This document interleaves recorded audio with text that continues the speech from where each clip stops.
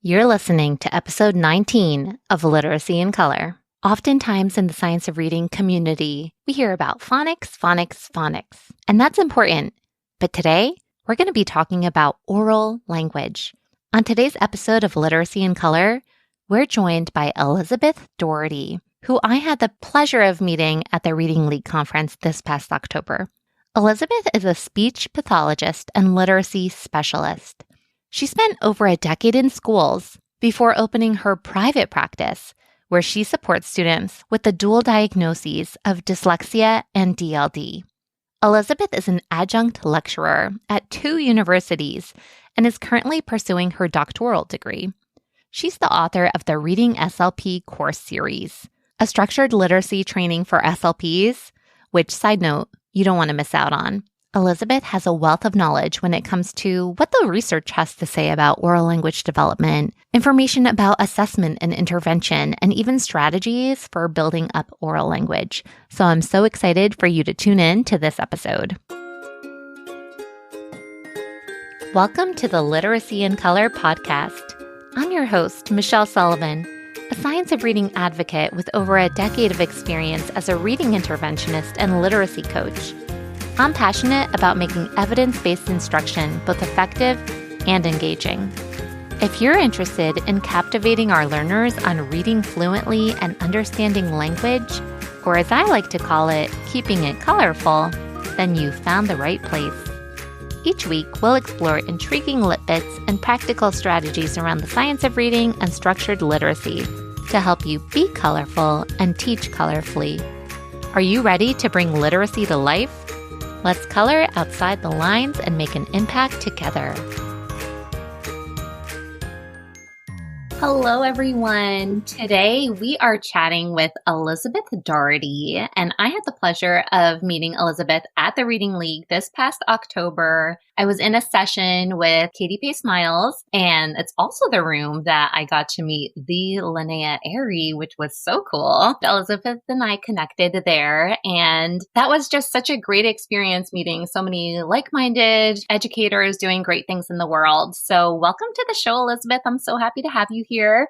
I'm so honored to be here. Thank you for having me. Of course. I know you are an SLP, which is very, very cool. So we're going to hear from a voice that's something other than just your standard teacher or literacy coach or reading interventionist. You have a little bit more specialization in the SLP realm. So can you just introduce yourself and share a little bit about your background and maybe explain to my listeners what an SLP is exactly? Thank you for that introduction. I'm Elizabeth, a speech pathologist. I worked as a speech pathologist for 10 years in New York City public schools, and I left the schools when my first daughter was born, both to spend time with her and to pursue my doctoral degree. I'm super interested in reading science, and literacy, and I kind of just want to know everything that I can about it.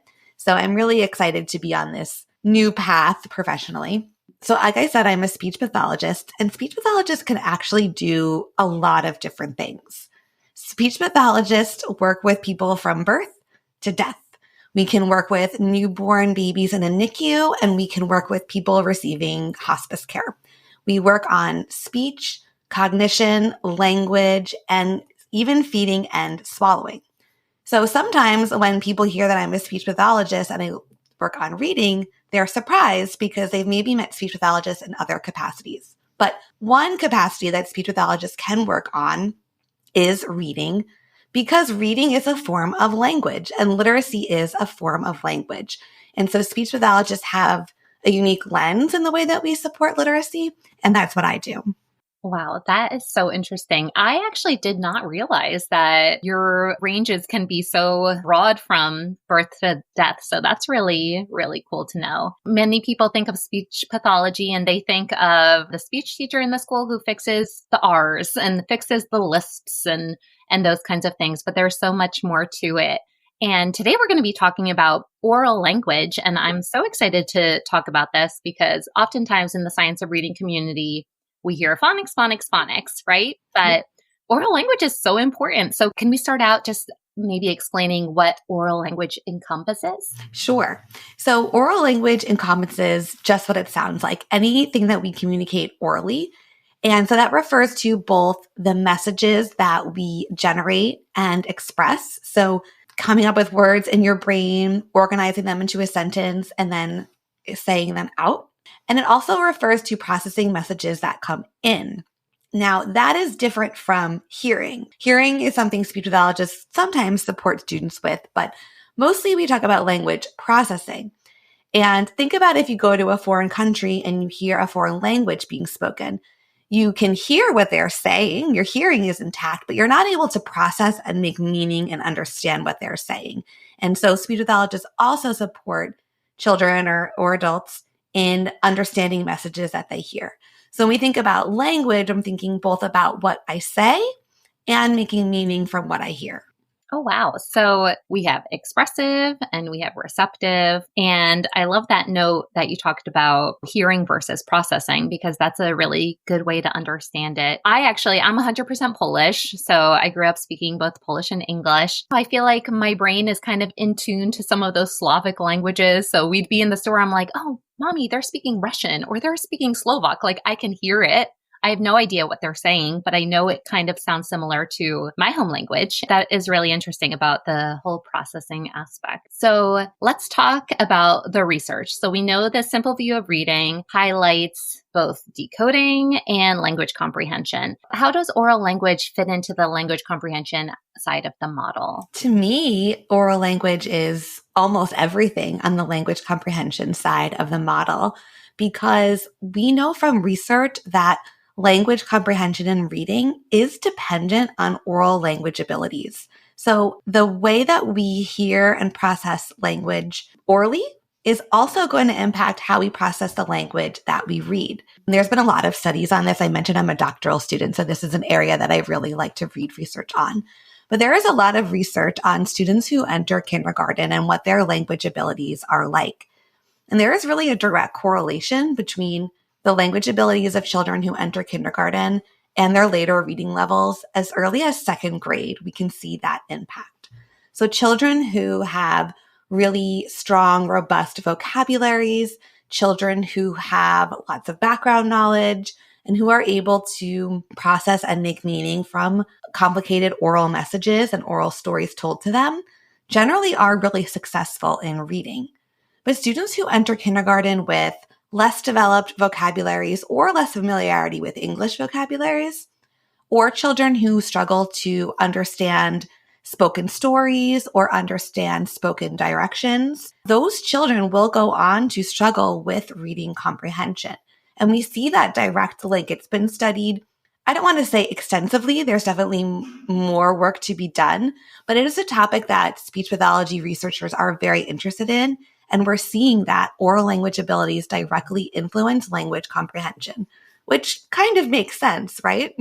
Yeah, definitely. And some of it, it's like common sense. Of course, if they have a strong background knowledge, they're going to have a stronger ability to comprehend what they're listening to. Of course, if they have stronger vocabulary, and same goes to that aspect. But when you talk about the research improving that, it's pretty interesting to know that the research really supports your intuitive building of that language development. Are there any particular research studies that come to mind? Yes, there is one that I reference often, and many scholars reference it often because it was kind of groundbreaking in both its findings and its implications. The lead author on the study was Hugh Katz. I don't think he was at the Reading League with us in October, but I had the opportunity to hear him speak at the Big Sky Literacy Summit in Montana this past summer.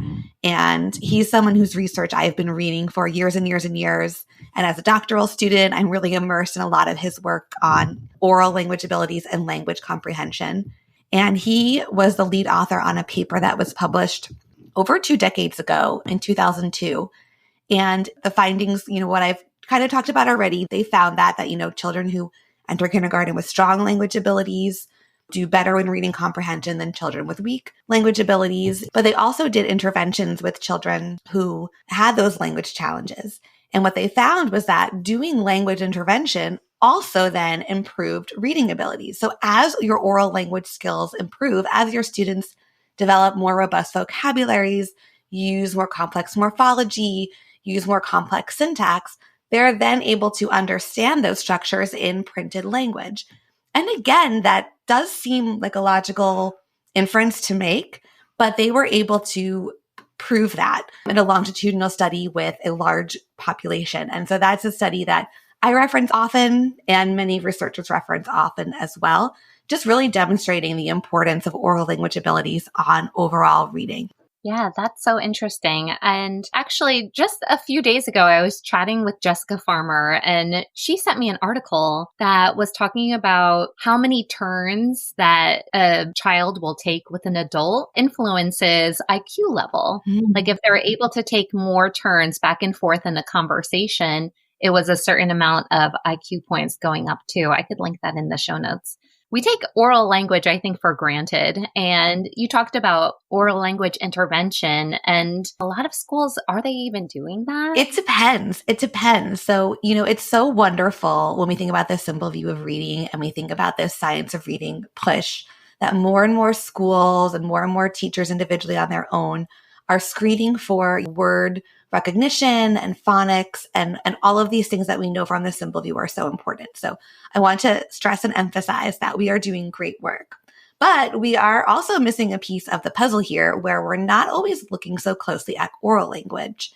And I speak for classroom teachers, but also for my own group of professionals of speech pathologists. Not all SLPs are always thinking about oral language in relationship to literacy. I happen to specialize in reading because I love it and I'm passionate about it.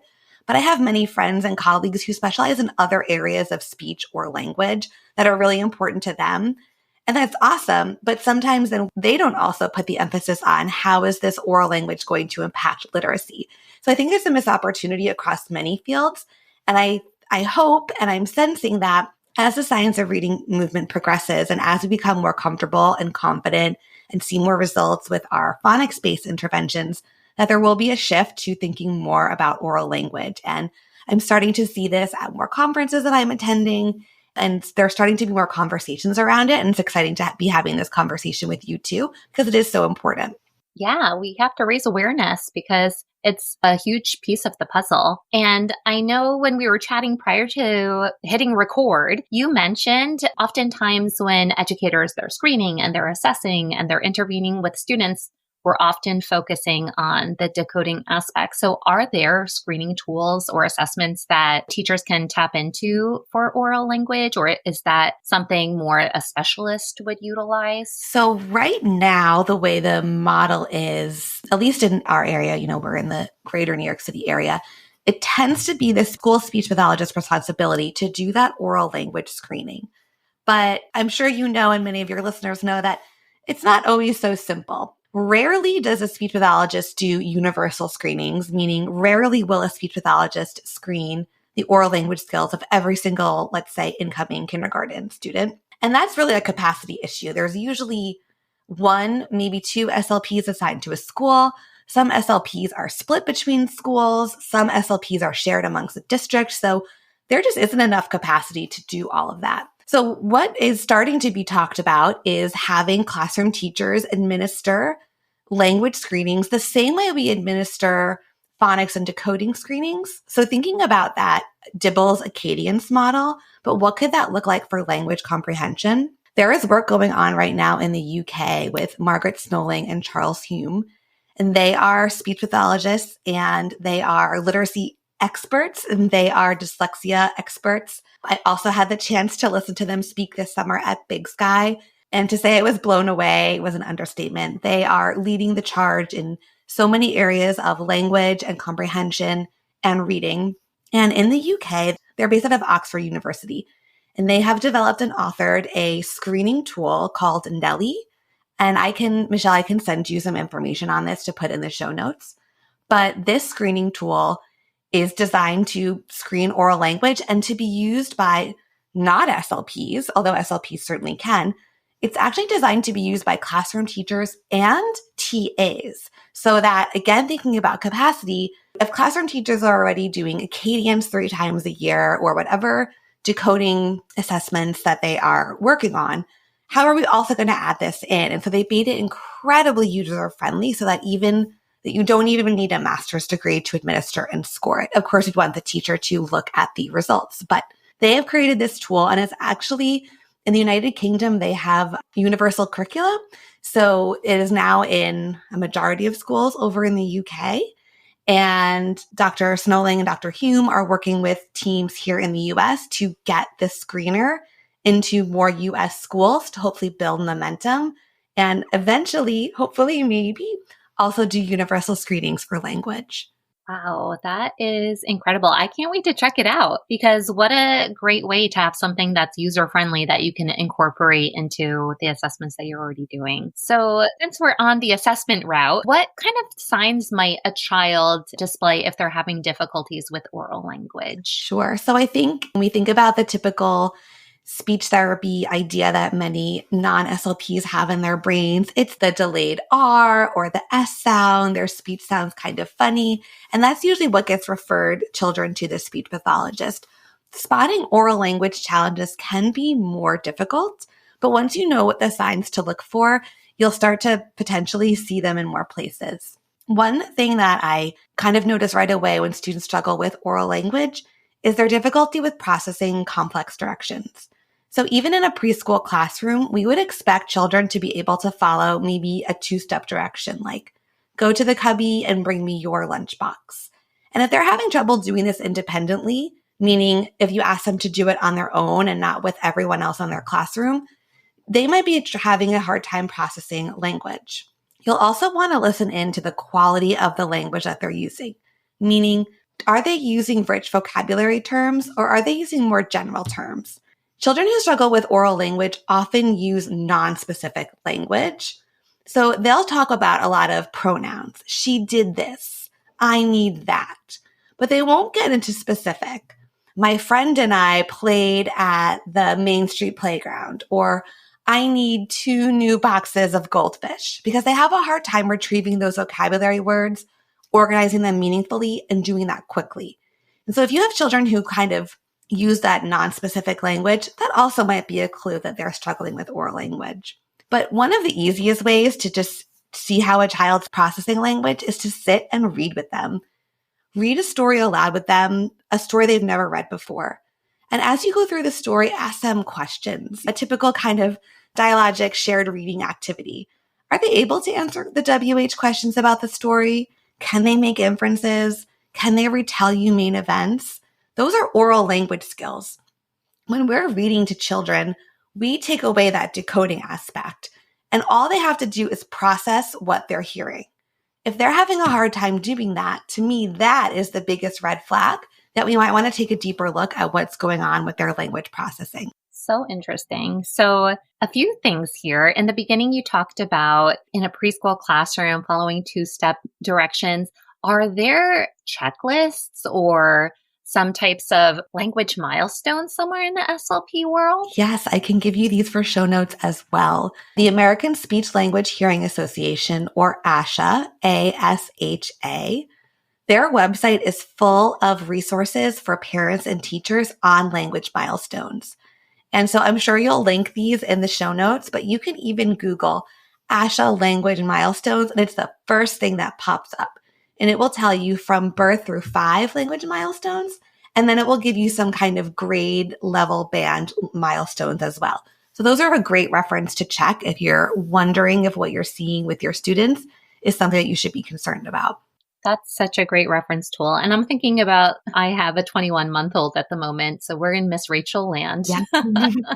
I love Miss Rachel. She does have some language milestones sometimes pop up on the screen. And I always wonder where those come from. So I bet that's a handy reference tool to tap into. I believe it is where they came from, because I know that Miss Rachel lives in New York City, where I live as well. And I know that she consults with a speech pathologist frequently when she's creating her content. So I can testify to the fact that it really is really wonderful. My 3-year-old was into Miss Rachel for a long time, and it was screen time I could feel good about.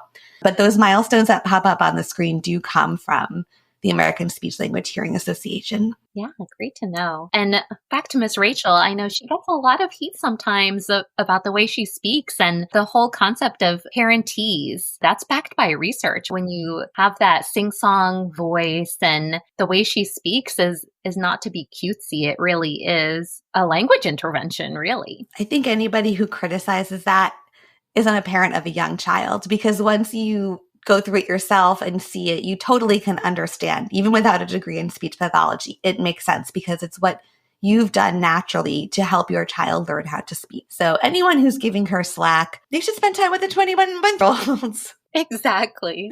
Miss Rachel, we love you.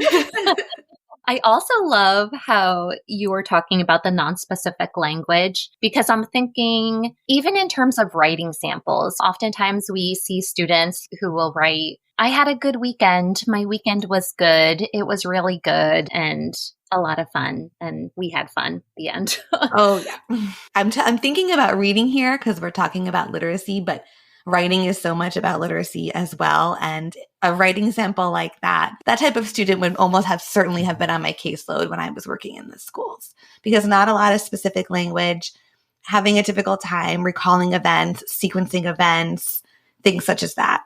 Yeah.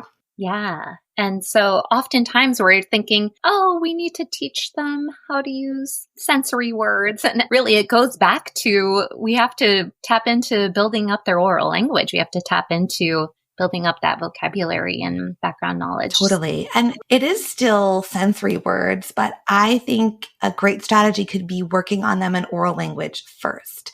So talking about, if let's pretend it was really cold in New York and going to snow, right? All those sensory and descriptive words for snow and cold and winter time and all of those things, spending time talking about them and using them, even if it was just a few lessons during the week, and then seeing by the end of the week if the student incorporated more of those words into the writing. But we know from that research, right, that the oral language directly influences literacy. So if kids aren't talking using those words, they're not going to write using those words. And if we help them speak using those words, we should see that transfer into their writing. Yeah, it's the whole sentiment. They're not going to be able to do it in print until they could do it in speech first. So I think that goes for reading, it goes for writing, it goes for all the things. So you just shared a great strategy. Do you have any other oral language interventions that maybe you utilize with students who are flagged with difficulties in oral language? Mostly practicing and rehearsing before anything that goes into print. Other strategies for oral language intervention, I mean, they'd really be student specific. Before we hopped on to do this interview, Michelle, I was working with a ninth grader. And before that, I was working with a 4-year-old. So I'm trying to think about the activities that we did and what would be an underlying theme across all grade bands and all ages. But really, it's a lot of it is about enrichment and exposure. We know that students who struggle with oral language can't learn something new in just hearing it once. And children who don't oftentimes can learn new vocabulary words very, very quickly through a process called fast mapping. Children who struggle with language skills have a hard time with that fast mapping, and they're going to need a lot of exposure and hands-on experience to understand concepts. So if we're thinking about vocabulary words, maybe it's bringing in activities. I'm going to go to snow again for some reason. I guess I really want it to be a white Christmas, but thinking about, can we feel it? What does it taste like? What does it sound like? And just building that in to really give them that hands-on experience. Something else that children with oral language really struggle with, in addition to descriptive vocabulary, are those less concrete, less tangible terms, things like conjunctions and prepositions. So like in versus under versus on versus behind.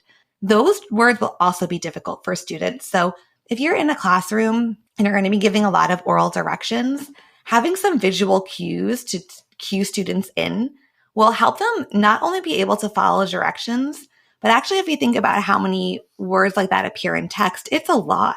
Those types of words appear across all grade levels and appear across all genres. So thinking about using supports to teach those type of words, those utility words, prepositions, and conjunctions are actually probably some of the most impactful, because they'll get to students no matter what grade they're in or what genre they're reading.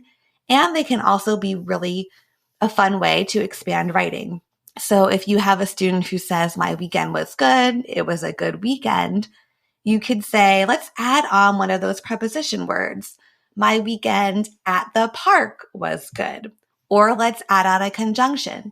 My weekend was good, but I didn't get enough sleep. So there's ways that we can use that to also support reading. And they're really high utility, like I said, across all genres and grade levels. You can get impact from working on those types of words. That's really great. And as you were talking about the prepositions, I'm actually reminded many, many years ago, probably like a decade ago, I was trained in Project Read. And one strategy that they had for prepositions, they used a bee, like a bumblebee. A teacher held a bumblebee. You could put a bumblebee on a popsicle stick or put a bumblebee on your hand. And this bee traveled all over the classroom. Where's the bee now? Over the table. Where's the bee now? Under the table, across the room. And you could just travel with this bee. And it's in a real playful way. You're bringing attention to the language that they're using to, like you said, make those prepositional phrases. And I appreciate you talking about fast mapping. I first learned that term at I believe, really great reading. They had like a vocabulary training and they were talking about fast mapping and vocabulary development. So I love that you gave a mention there. And I think that's really, really important for teachers to know that the exposures that we're giving to students are very intentional. And we can't just have these one-hit wonder beautiful lessons or say something once and expect it to stick. Students need a lot of repetitions and a lot of practice. And sometimes students who even have advanced oral language skills still need that repetition and practice. Totally. And one thing about fast mapping is that it does tend to drop off.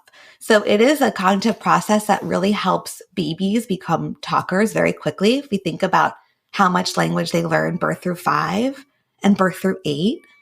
But then we know that that ability to learn language quickly drops off after age 8 and continues to drop off. Because now as an adult, if you try to teach me one new word, it's going to take me a long time to remember what it means. And then not only remember, but then to use it every day in my oral language. Truthfully, it's really unlikely that I'm going to acquire new vocabulary such as that. But children do this birth through 5. It really is miraculous, the scientific computing that their brains are doing. They fast map so quickly, and that continues in the early school years. But if you're working with students who are older, over 5 and then really over age 8, we're going to want to be even more intentional about how we're teaching vocabulary because it's not going to be as quick for those students. Yeah. And I'm even thinking from my mom hat again, the way I talk to my children is very intentional and my husband will laugh at me sometimes. But say we're making pancakes and they're helping me cook and we'll say, oh, the pancakes are so yummy. Aren't they delicious? They're so scrumptious. And yes, mommy, they're scrumptious. Yes, mommy, they're yummy. And like trying to attach as many, I guess, adjectives as you can to the word yummy that they already know. And that's how it happens. That's exactly how it happens. That's a process called semantic bootstrapping, where you're taking what you already know and you're adding on to it. So it sounds like you're doing a really great job with your kids and for students as well. It's a wonderful place, is starting with what they've got and then expanding on from there. Semantic bootstrapping. I love that. I'm learning so many new terms from you. So I know you have a very playful disposition when it comes to being an SLP and learning through play. I always love seeing what you post on Instagram because it's so engaging. And oftentimes you think about intervention or you think about just language development and it could sound overwhelming or it can sound intense, but you bring a lot of lightheartedness into it. So what are your favorite maybe tips or strategies from your SLP bag of tricks for building oral language? Oh, thank you. I really try to follow the approach of play-based therapy, which is pretty big in the SLP world. Of course, play-based therapy both is and is not what it sounds like. So it's therapy that's play-based and it's therapy that's child-led, but there is intention behind it. So usually how I'll go into a session is I'll have a goal for an intervention session. So it might be, I want this child to associate the letter A with the sound A by the end of 30 minutes. And like, that's what I'm going to work on.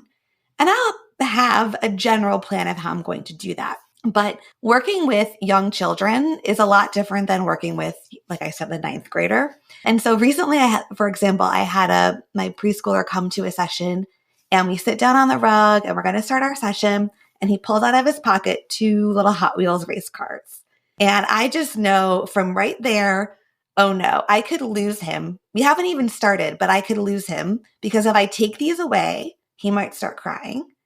And if I let him hold them and try to do something else, he's going to be too distracted.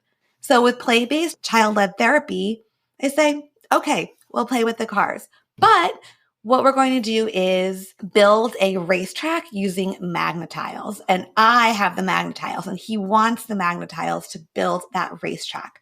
And so as I'm giving him the magnetiles, I'm pausing in between and I'm teaching the rule I want him to know. And then I'm asking him to say it back to me. So I ended up with my sound card for the letter A, and I would hold it up and he would tell me the sound and I could give him a few magnetiles, and he built his track and he drove the car around a few times. He learned what I was hoping he would, and he had a lot of fun doing it. So it becomes a really effective session. You have to be flexible. You have to be comfortable and really confident in what you're doing. And of course, there does have to be a balance of you are the teacher, and there are moments where you need to tell the student maybe to stop doing something or return to their seat, whatever it may be. It's not a free-for-all, but there are ways to keep students engaged with their interests, make them feel like they're also in control.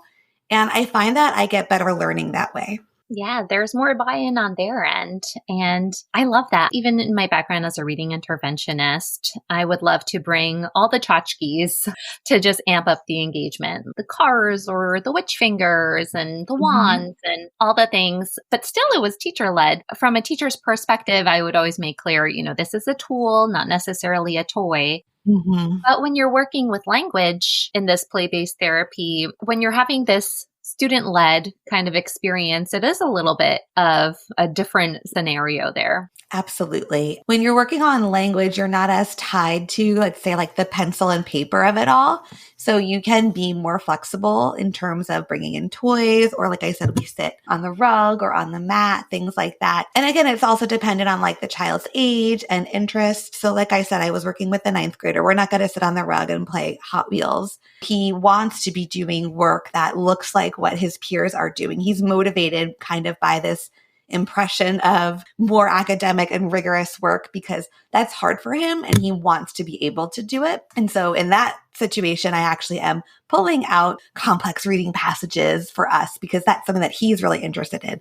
Meet the student where they're at and build from there. Yeah, that's the key to being a responsive teacher. Yes. So do you have any recommendations for parents or teachers with your SLP hat on? If you're concerned about a child's oral language, talk to an SLP because oral language influences reading. And so oral language in and of itself is important. If you're a parent of a child who started talking later, or your child has a hard time comprehending sentences that they hear in school or at home, that's going to impact them throughout their day.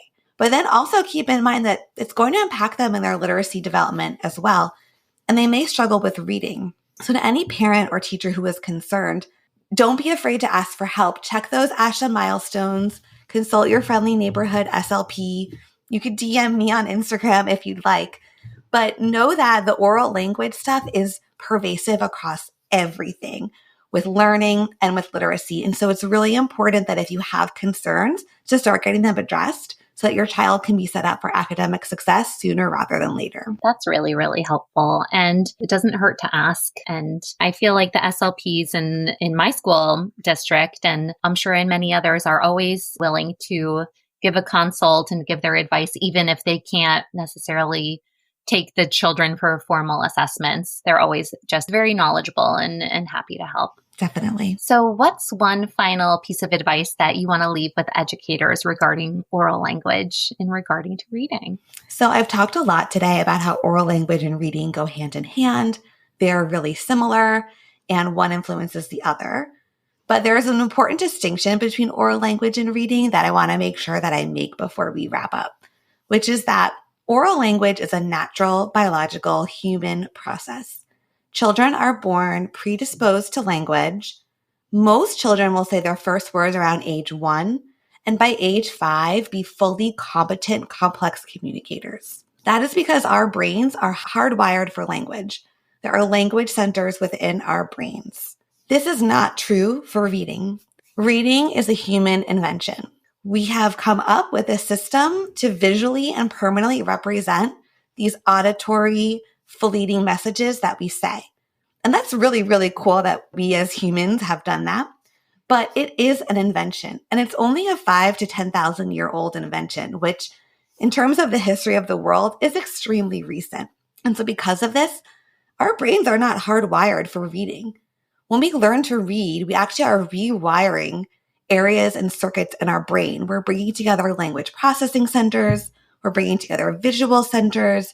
We're bringing together temporal and sequential centers of our brain to enable fluent reading to happen.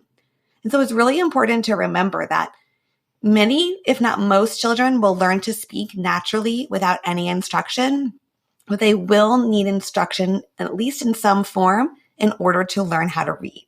And that's really what makes speaking and reading different. That is such a valuable distinction to make. And oftentimes in the science of reading community, we are hearing again about reading is not a natural process and we need to build these neural pathways in order to make it happen. Children will accumulate the language that they're immersed in. And I love the quote that they'll pick up on the language that they're loved in. And I think it's so important to talk with your children and as teachers to talk with your students. Conversations are valuable. Oftentimes, teachers feel like they need to be stage on the stage and direct instruction and teach, deliver their lessons. But a good lesson, a good structured literacy lesson, still explicit instruction is going to engage students in conversation and allow them to talk back at you and allow them to talk amongst each other. And I think it's really important too for them to have those kinds of opportunities to hone in on those language skills. Absolutely, I agree. So you shared some really great resources and some really interesting research pieces. Do you have any other resources that you would want to recommend that supports this work? Sure. Speech to Print is a great book by Louisa Moats. I'm sure many of your listeners probably have read it, but it is a really great book that helps teachers understand how we go from speech to print, how we go from spoken language to developing printed language proficiency. So I always recommend that book. I'm not an affiliate. I've never met her before, but I just think it's a really wonderful book. So that's one I love to recommend. Like my structured literacy Bible. Yeah, exactly. So I really love that because it takes that language approach, which not every resource does so explicitly the way hers does. I have created a number of courses for speech pathologists who want to learn more about literacy. So it's almost kind of the opposite of the speech to print book in that it's, people who are spoken language experts and want to learn more about how to bring printed language into their speech therapy sessions. So if any SLPs are listening, they can visit my website, thereadingslp.com, and explore some of those courses. I love that. And I know you've gotten such great feedback about those courses. I'm curious about them myself. I wish if I could go back to school, I either would want to go into linguistics or the SLP realm. I feel like there's so much knowledge to gain there that you miss out on in your undergrad when you just so broad in education. It's funny because speech therapy is very much the same way. It's like I said, it's birth to death, right? We work across all ages and so many different places. I am back in school and I'm getting a doctorate in education because I want to learn more about reading specifically. So I think there maybe could be some beautiful point in the middle where both SLPs and teachers learn about reading, but also learn the language foundations that are involved in reading. I think that would be really cool. Yeah, so cool. And I feel like SLPs have been doing a lot of structured literacy work even before structured literacy was ever even coined as a thing. For sure. All right, Elizabeth, you are so knowledgeable on this topic, and I am so thankful to have you on the show. So I'm sure my listeners are going to be so excited to follow you on Instagram and maybe shoot you an email, learn more about the SLP realm. So where can they find you? Sure. You can find me on Instagram. I'm at Elizabeth_Reading SLP. And you can go ahead and shoot me a DM or send me a voice message. I love connecting with other educators who are passionate about literacy and about language. So again, my handle is at Elizabeth_Reading SLP. Perfect. We'll link that in the show notes. All right, Elizabeth, thank you so much. Thank you for having me. Thank you so much for tuning into Literacy in Color. I hope today's episode left you feeling both inspired and equipped with something new to add to your teaching toolkit. If you're enjoying this podcast, it would truly mean so much to me if you'd leave a 5-star review. It helps other educators find the show and join our colorful community. And don't forget to hit the follow or subscribe button so you never miss an episode. For more tips, tools, and resources, be sure to check out the links in the show notes at michelleandthecolorfulclassroom.com. Thanks again for listening, and I'll catch you next week. Until then, be colorful and teach colorfully.